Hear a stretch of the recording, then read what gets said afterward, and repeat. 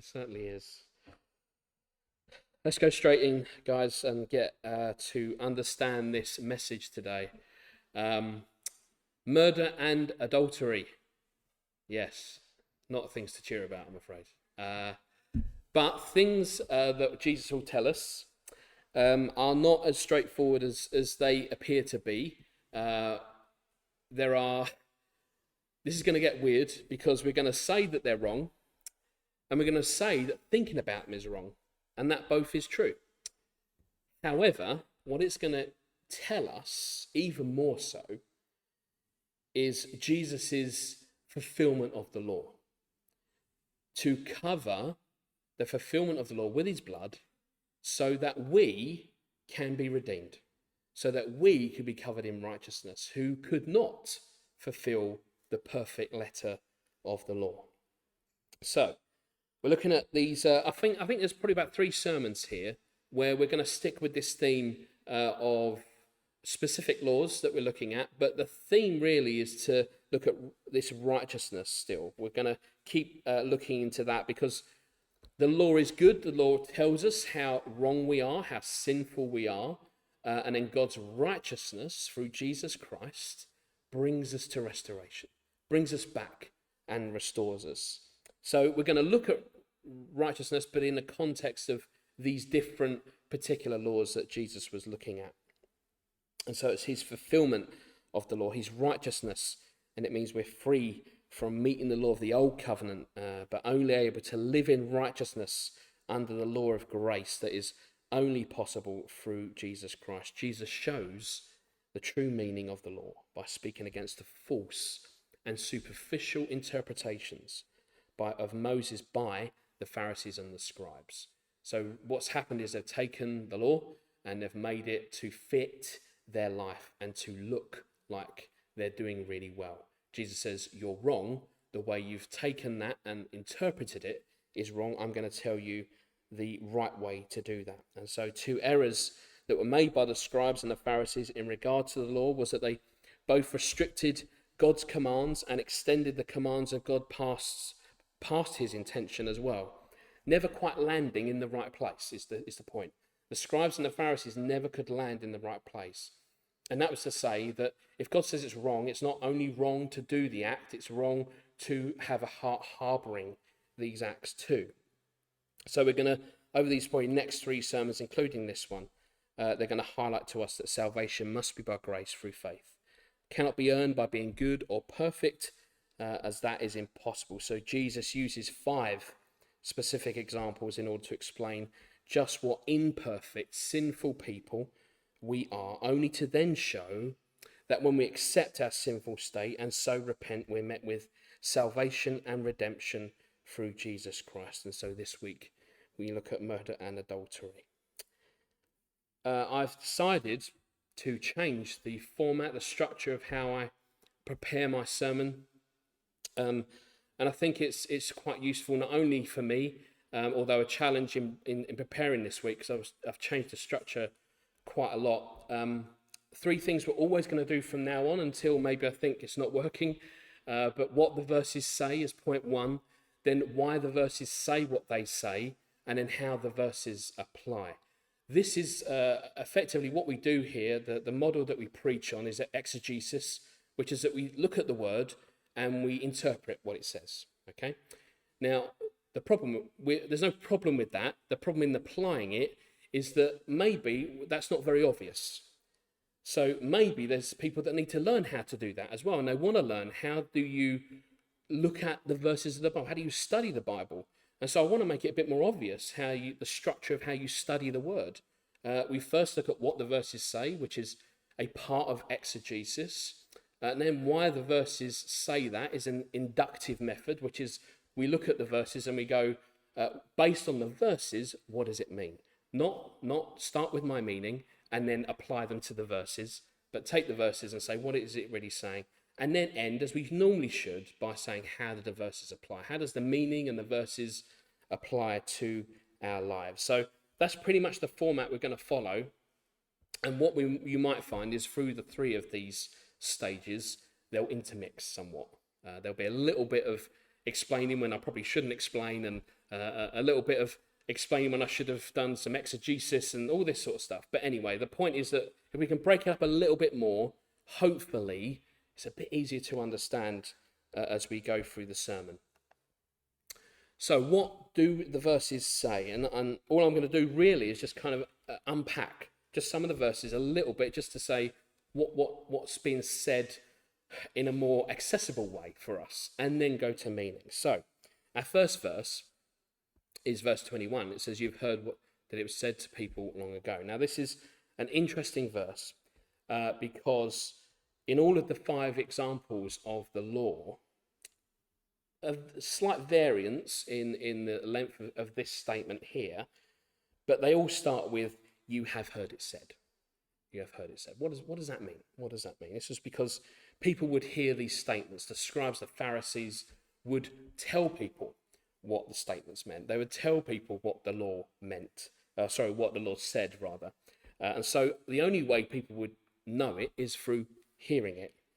And so they would hear these statements about the law from the Pharisees and the scribes, as opposed to being able to study it. The full statement, they heard it, and that the same things was said to the people of long ago, as it says, tells us that a correction must be made, not in the law, but in the practice of it. There's a correction that's needed in the way it's being applied, in the way it's being used. So whilst the law of God is the old covenant is not wrong, it was wrongly and falsely interpreted by the Pharisees, who skewed its real meaning so that they could look good and seemingly look like they were better and able to fulfill it. They were pious and self-righteous. Jesus will use this phrase repeatedly in the next 5 to describe what was common knowledge about the Old Testament commands. Jesus does not necessarily mean that these statements are wrong in themselves, but he will often clarify how they should be interpreted. So then in full, Matthew 5:21-22 says, "You've heard that it was said to people long ago, 'You shall not murder, and anyone who murders will be subject to judgment.' Verse 22, 'But I tell you that anyone who is angry with a brother or sister will be subject to judgment.' Again, anyone who says to a brother or sister, 'Raka,' idiot, fool, is what that means, is answerable to the court. Raka is idiot, fool is then the next insult. Who says you fool will be in danger of the fire of hell."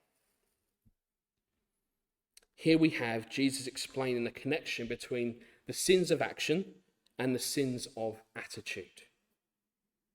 And this is the 6th commandment in the 10 commandments: "You shall not murder."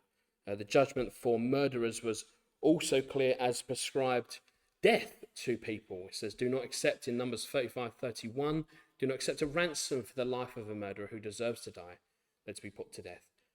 Commonly used to justify putting people to death for committing murder. Okay? So wherever you stand on this is an interesting point to be made, is that there's an acceptance that people even today should be under the death penalty for committing murder. The problem, I think, is that we have a very imperfect system because we are imperfect. And there's all sorts of issues with that anyway. And that, I would say, on its own is a whole piece about the death penalty, by the way. A whole big piece of theology that either is somewhere you agree with, you might be in the middle of it, you might be at the other end of it. Is it majorly important? Obviously not. I don't think so, because I think God would have done something about it, personally, if that was the case. But anyway, there's sort of just this idea that basically we would put people to death who committed murder. I imagine, God being God, as complete proof of that person murdering somebody. So we have an action and a consequence. Now Jesus says, "But our anger toward a brother or sister will make us subject to the same judgment." So our thoughts, everything that we do in that context of murder, be anger even, not even murder in our minds, but anger, will be subject to the same judgment. The act, as well as the attitude, commits the same sinful act and invites the same judgment. And we'll get on to how that works. And you think, wow, I might have had angry thoughts about somebody. Where do I stand with God on this one? We'll get into that. Well, don't murder. It seems like an easy thing to obey, it's an easy thing to do. In most cases, it's easy to not murder somebody in real life. God's intent behind the sixth commandment goes far beyond this physical killing. It's meant to be applied at the deepest levels of our thoughts, feelings, toward every single person, which, if you think about that, is just incredibly difficult. When we leave unchecked our attitude, we tend to find that actually we have thoughts of anger towards people. To call someone Raka expressed contempt for their intelligence. Calling them a fool showed contempt for their character. So it just goes to deconstruct the person. It completely removes their value and takes away who they are, in effect. It goes on, 23 to 26. Therefore, if you're offering your gift at the altar and there remember that your brother or sister has something against you, leave your gift there in front of the altar. First, go and be reconciled to them. Then come and offer your gift. Settle matters quickly with your adversary who is taking you to court. Do it while you are still together on the way, or your adversary may hand you over to the judge, and the judge may hand you over to the officer, and you may be thrown in prison. Truly, I tell you, you will not get out until you have paid the last penny. Jesus states that before coming to God, the altar in this case, one must make right which is wrong. And in this case specifically, we're told that if you know someone who has something against you, then you have to make it right. You have to make it right. And this is meant in a way where we have offended that person. So God's not calling on the person who you think might have done wrong. He's saying, if you know you've done wrong and offended somebody, you should go and deal with that. After all, we can wish and pray as much as we want to someone to say sorry to us, even if it's right. But actually only we ourselves can do something about it, especially as Christians. So we have to go and make right. We are to do this quickly, with a contrite heart, a genuine apology, seeking of forgiveness for a wrong that we have committed against someone. It goes on to say, Matthew 5, 27, 30, you've heard that it was said, you shall not commit adultery. But I tell you that anyone who looks at a woman lustfully has already committed adultery with her in his heart. If your right eye causes you to stumble, gouge it out, throw it away. It is better for you to lose one part of your body than for your whole body to be thrown into hell. And if your right hand causes you to stumble, cut it off and throw it away. It is better for you to lose one part of your body than for your whole body to go into hell. So Jesus then moves on to this subject of adultery. Same introduction, same principle. Action is sin, but so is the imagined attitude of adultery. Jesus says adultery that can be committed in the heart as well as acting upon it. Jesus says that if that is part of our lives, then it's better to be put to death. Jesus says it's better that you put that specific sin to death than the whole of us goes to hell. Even in that, there's an element of grace, and we're gonna start looking at these verses now. What's the meaning? What are they saying to us now? What's the purpose for us? Not the application, but how do we interpret this? What we find in both murder and adultery is that Jesus has come to tell everyone, including the Pharisees and the scribes, that it's not okay to just refrain from the act of murder or adultery. It's not okay to just to not do it. Both the act and the harbouring of it in our hearts, we're in danger of judgment. What Jesus wants us to see is that the law is not for our external performance to look good. That's not the purpose of the law. For if it was, then there wouldn't be any need for Jesus. Very basic point. If we could abide by the law, Jesus wouldn't need to have come. But then that would suggest that we are able to fulfill every single law of the Old Testament. And as I said last week, it's entirely not possible to do that. Its purpose, though, is to reveal the source of where these things come from. from the heart and the imagination. It's designed to reveal where the seed of these things are planted. In this quote here from Morgan, he says, the supervision of the kingdom does not begin by arresting a criminal with blood-red hands. It arrests the man in whom the murder spirit is just born. And these are shocking statements to make, because once Jesus said to people, if you think about it, you are under equal judgment as if you've done them. That's difficult, isn't it? It's difficult to accept that we're under the same judgment as the act itself. But we need to be clear. Jesus is not saying that anger is as bad as murder, or that lust in the heart is as bad as actual adultery. Jesus emphasizes that the law condemns both, without saying that the law says that they are the same thing. Isn't this strange? But isn't he just saying, well, no, he's not. He's not saying they're the same thing. Jesus said to his followers that understood that God's morality addressed not only the end, but also the beginning of murder and adultery. What he's looking at is, where is the seed of murder? Where is the seed of adultery? Because it's not actually, although it is about the judgment, what Jesus is actually, I believe, in looking at the text, trying to tell us, or us to try and understand, is that if he exposes that it is actually in our heart, which it is, I can do something about it, can't I?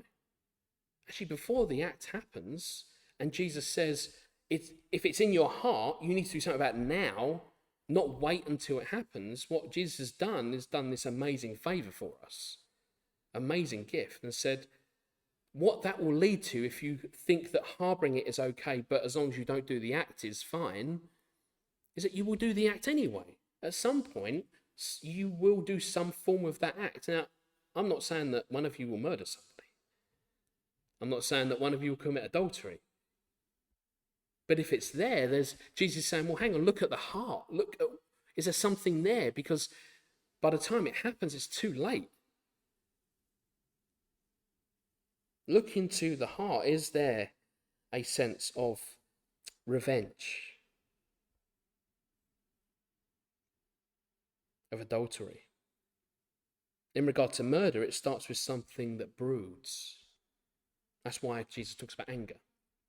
That's where it begins. It wants to seek revenge for something. It wants to get even.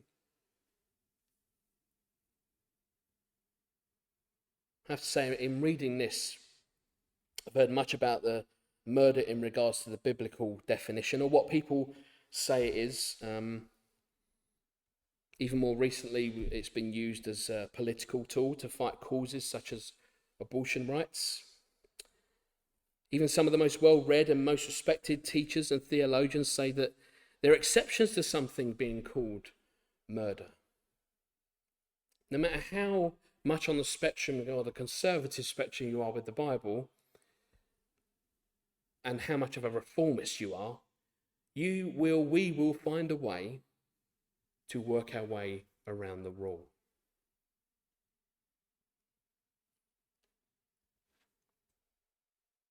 And so I think there's a problem with this.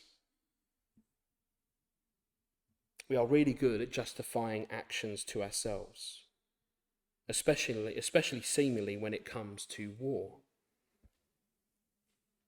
Yet history, aside from the fact that most wars are not religious in reason or in nature, despite what people say, most wars are not for religious reasons, actually they're for just greed and for money and for taking over countries, power.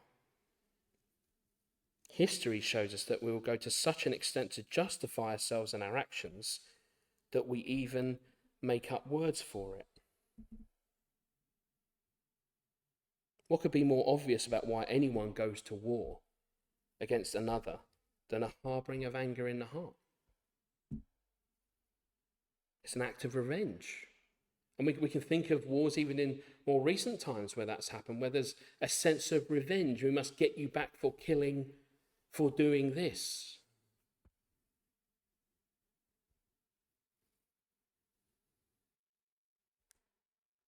We need to be careful we don't start changing words over. Murder, well, it's not murder, it's killing.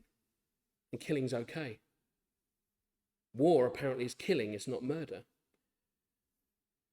How is that? Well, I read that apparently that killing is in a justified war. You think, well, hold on a minute. Let me think about this.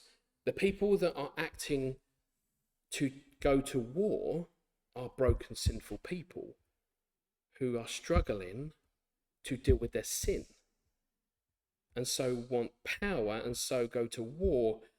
I'm finding it hard here to suddenly ignore the sin in people and this anger and this want for power, that suddenly war is justified.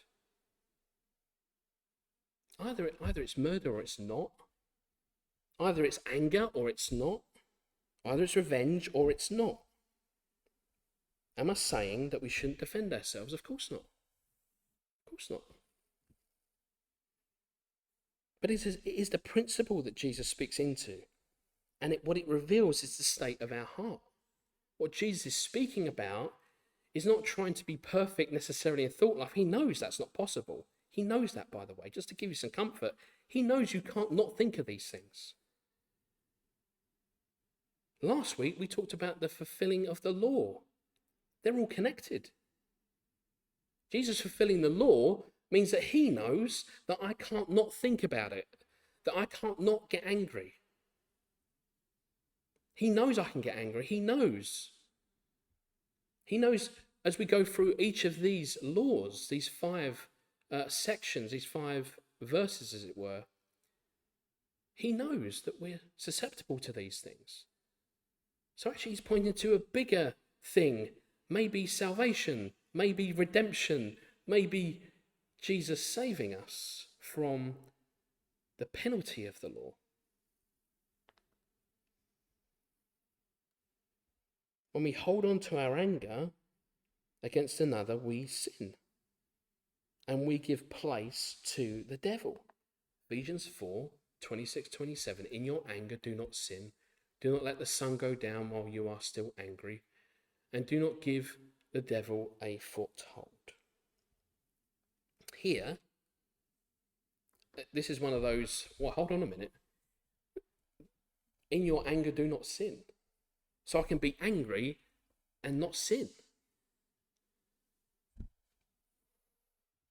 It's actually okay to be angry about some things. It's actually okay. But uncontrolled anger, anger that is let loose, will lead to doing wrong. Having anger doesn't give license to sin. So this is what this verse means. In your anger, do not sin. God knows we get angry. There are things we get angry about.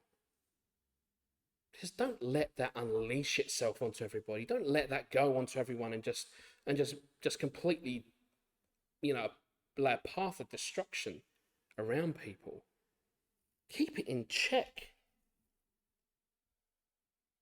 Instead, we've got to deal with our anger rather than live in our anger. Proverbs 25, verse 28 says, like a city whose walls are broken, through is a person who lacks self-control. 2 Peter 1, 5-7, for this very reason, make every effort to add to your faith goodness, to goodness, knowledge, and to knowledge, self-control, and to self-control, perseverance, to perseverance, godliness, godliness, mutual affection, and to mutual affection, love.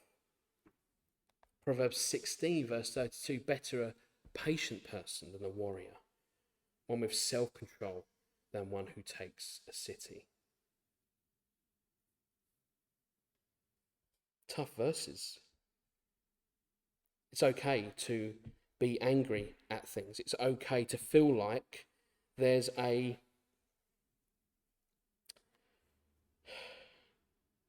lack of justice in the world. It's okay to feel that.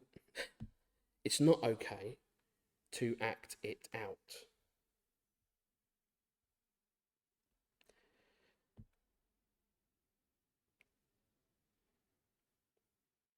my notes have completely changed. Give me a minute. Okay, we're back. We're back. It's fine. I don't know what that was. My notes went straight to the top again. Maybe God's saying, hey, start all over again. You're going, oh, please. Please don't. Please don't start all over again. Anyway, what are we called to do? We're called to discern over our anger. What is the reason for my anger against this person? And here is a myth buster. There's no such thing as any person acting on anger and calling it righteous. No matter how much you think it's righteous, God wouldn't stand for that. You still do not have, I do not have enough righteousness to be righteous.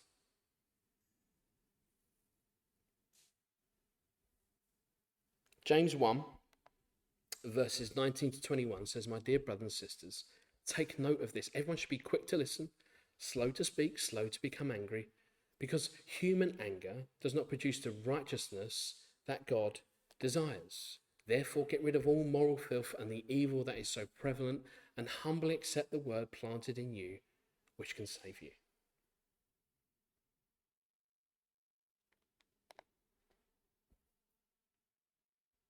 I suppose the same would go for adultery. Self-control is clearly the key to prevent our downfall. Some of you, as I know also, know of situations in churches not far from here where leaders have succumbed to the act of adultery. And that's incredibly sad. But it does remind the rest of us to be on alert. It reminds us that things can escalate very, very quickly. Going back to the point about the seed, if it's in our heart, at some point, it will act out. It will come to pass. It can happen so quickly in action, but it can harbour in the heart for such a long time. The law is there to show us that it does. Jesus is there to say, you can be saved from it. The consequences of the law you do not have to suffer. You will be saved if you believe in Jesus and trust in him. And so no longer do you live to that law, but you live to the law of Jesus Christ, which is freedom in him. But it doesn't make the law go away. The law is our mirror. It holds up to us and says, I'm not able to fulfill this. It reminds us that we need Jesus constantly. It reminds us that we're not able to meet its requirements.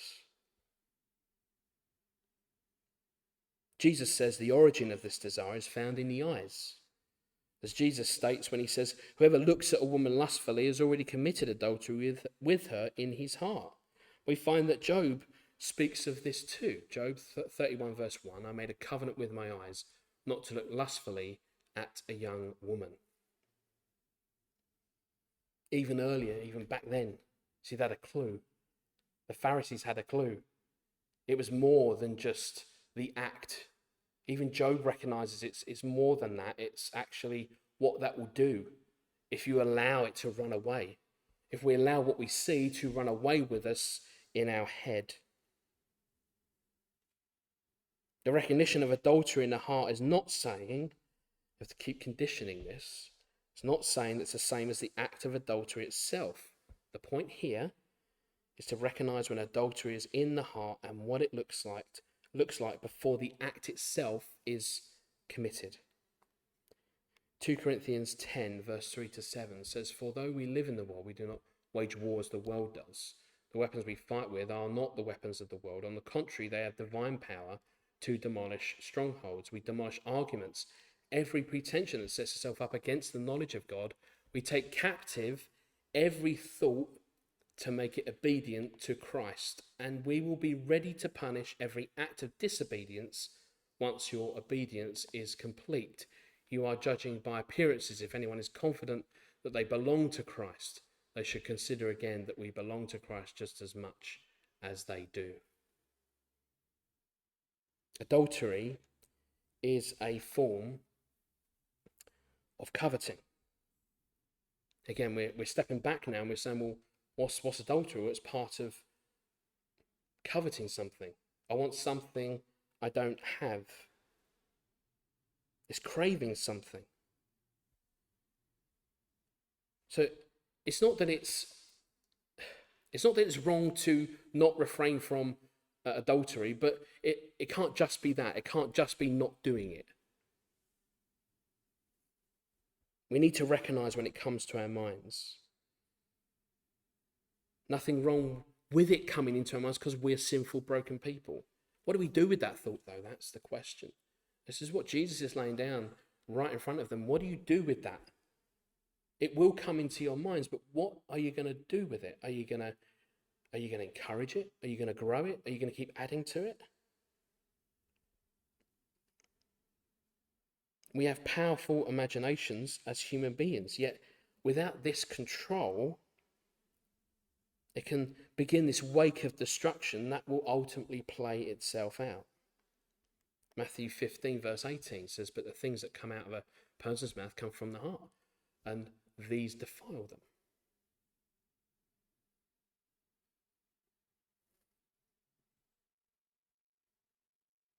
I've only put 18 up there. Actually, it goes on to say, 19, for out of the heart come evil thoughts, murder, adultery, that's what we're looking at, sexual immorality, theft, I can't say it now, it's gone, thieving, false witness, and slander.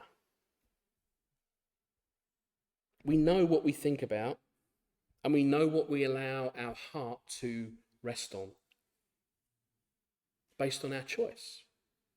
We choose to follow up. We choose to explore. We choose to carry on in the thought. And so we can struggle in passing thoughts, in passing feelings, but we do have a final say. We have the last word on what we do with those thoughts, how we treat them, what we do with them. Carson here quotes as, imagination is a God-given gift, but if it is fed dirt by the eye, it will be dirty. All sin, not least the sexual sin, begins with imagination. Therefore, what feeds the imagination is of maximum importance in the pursuit of kingdom's righteousness. What we feed our minds and our heart has an incredible impact on our pursuit of the kingdom. There's no other way around this other than to feed ourselves with a healthy diet. In this case, it's the Word of God. It is the only thing we don't have to have in moderation and be better because of it. You might have gone to the doctors and the doctor says to you, well, you need to stop, you need to lower your salt intake. Have it in moderation. Slow down those takeaways, have it in moderation. The Bible has no moderation about it. Take as much as you want, as many times as you like, and it will still be even better for you.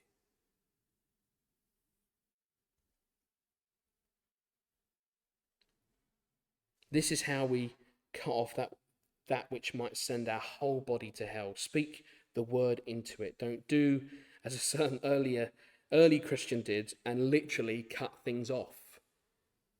Apparently, an early Christian, and I can't remember his name, I haven't written it down, he cut off certain parts of his body and took Jesus' command literally and did that.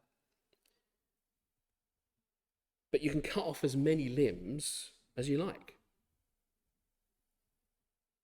Our sin comes from the heart and from the mind. You can't stop that unless you're dead. And this is what Jesus is ultimately addressing. Jesus wants us to know that we must be willing to sacrifice, to be obedient. If part of our life is in sin, then it must be sacrificed so we are not wholly condemned. And it has to be more than just a vague want. I just wish I didn't do that. It has to have obedience in mind. I want to be obedient to the Lord, and I want to not do that. I want to honour him in my thoughts as well as my actions. So how does it apply to us today, as it did then?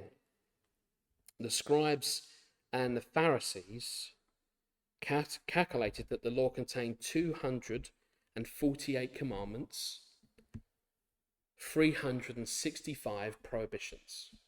It's a lot of law, isn't it? A lot of things not to do.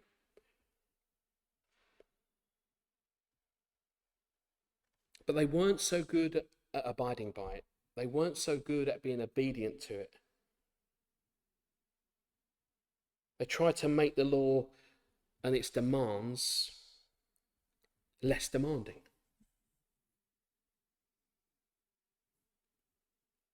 Throughout the Sermon on the Mount, Jesus seeks to reverse this tendency. He says, the way you've always understood it and the way you've heard it from people is wrong.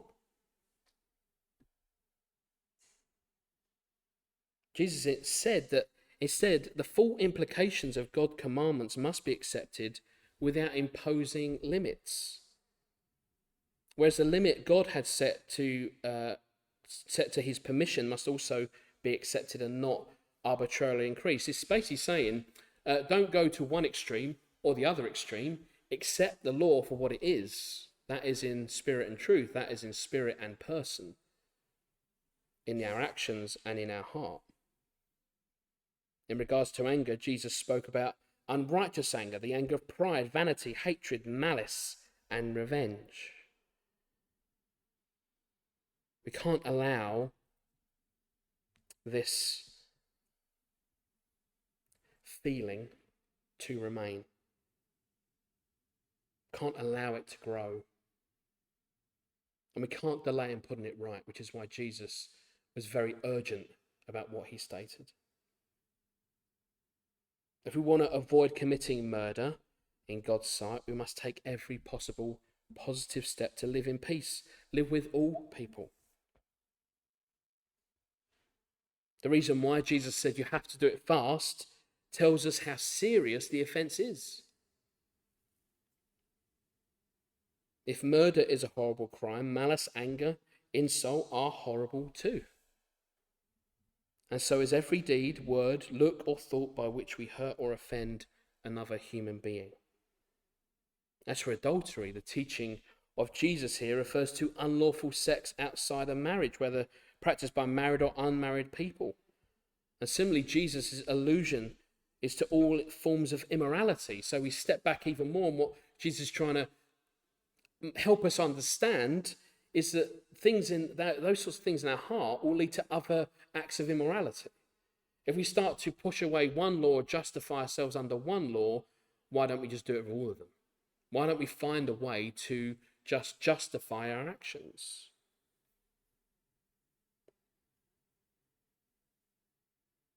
Need to be careful that we don't only see this as a man lusting after a woman, or even vice versa, or only married to a married man or to an unmarried man. The offender is said to commit adultery, not fornication. It's to be guilty of the very sin that Jesus was condemning in the Pharisees. What he emphasizes is that any and every sexual practice which is immoral indeed is immoral also in look and thought. And we do need to keep going back to God and saying, God, help me in my thought life. Help me. This is not to say that if we have the thoughts, you are condemned. That's it, it's done, you're finished, it's all over. Because God has made a way for us to come back to him every time, to ask for forgiveness, to say, Lord, how do I improve my thought life? Pray, read the word. But we need continually to seek to try and eliminate it. The moment it starts to grow, maybe take root, if we recognize it, the recognition itself is a good thing. It's when we ignore it, it's when we justify it and say, it's all right, it's fine. If we don't, these things can be sources of temptation. But we take the wider view. Ultimately, what Jesus exposes here is that we are entirely incapable of being pure before a holy God. So he speaks about the fulfillment of the law, and then we have 5 different laws that he talks about, that the Pharisees spoke about, that was from Moses. And he shows that we are unable to fulfill those laws. That our goodness, even in our determination and want to, I'm going to really not think about it, it's not going to work. These are hard things to get our head around, because what we're trying to say, and what Jesus is saying, I believe, is that don't do it, but he knows you're going to do it. And the great thing about that is that he's got a solution for it. If he never identified it, and then we're experiencing something that Jesus never talked about, we go, well, where am I now? Am I lost? Am I gone? Is it over? Jesus' very identification of these things is for our good. It means he knows to the very extent, the depths of our soul, how sinful we are. He says, but it's okay, because he came to fulfill the law and make it perfect. So you're not striving to make the law anymore. You're not striving to be a good Christian. You want to honor Jesus with your life, because he fulfilled the law on your behalf.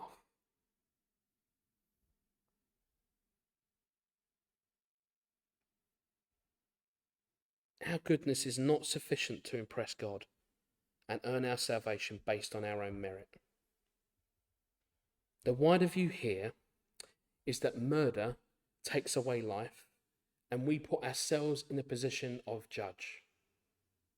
You see, the bigger picture here is that what we're doing is being gods. Once we say, I can take a life, once we even think that we can do it, we're being our own little gods. We're taking what is God's and trying to make it for us. In the same way, adultery is more than the man and the woman, because it can lead to spiritual adultery. That's cheating on God by giving praise to that which is worldly or an idol. See how clever God is? This is amazing. You step back each time, you go, well, actually, it's not only about this one particular law, there's a principle in here. Because if I can cheat on my wife or my husband, why can't I cheat on God? Why can't I take it that much further? Why can't I keep going and going if I justify that to myself? There are bigger spiritual things that are at play here that Jesus wants us to see. In this, Jesus is teaching us that the power of life and death is his. Just as all worship, praise, honor, and adoration belong to God alone.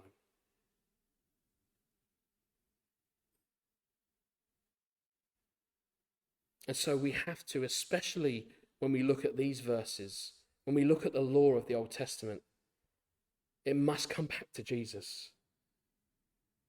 Only for accepting Jesus as him who came to fulfill the scriptures and save us from the condemnation of the law that we deserve, can we truly be called righteous in God's sight. No longer do you need to live to the law. But in my acceptance that Jesus Christ has fulfilled the law, I want to do well by him. I want to live a life that honors him in as best as I can do, but also without striving. If I accept Jesus, I'm saved. It is done. Let me leave you with this last set of verses. James 1:22-25. Do not merely listen to the word and so deceive yourselves. Do what it says. Anyone who listens to the word but does not do what it says is like someone who looks at his face in a mirror and after looking at himself goes away and immediately forgets what he looks like. But whoever looks intently into the perfect law that gives freedom and continues in it, not forgetting what they have heard, but doing it, they will be blessed in what they do. Jesus. The Sunday school answer church is Jesus. Let's pray and then we'll worship together.